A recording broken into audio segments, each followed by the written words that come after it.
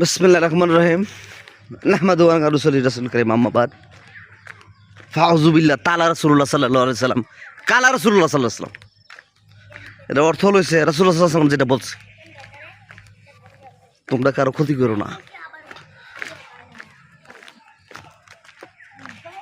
হ্যাঁ উম্মত, আমরা শেষ নবীর উম্মত আলহামদুলিল্লাহ।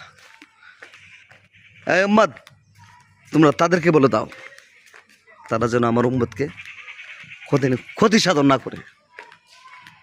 তোমরা ফেসবুকে মিথ্যা বানোয়াটি ফেকাইরি দিয়েছে না, একটা লুম্ব চিতারবে সোনাটা উকায়া সারা দেশের মধ্যে আটটা মানুষ জানে হুমায়ুন ভান্ডারে ফির সাহেবের ফুট চিনে। দাম্মাম লোকেশন। আচ্ছা তোরা কি হতে রে করছিলাম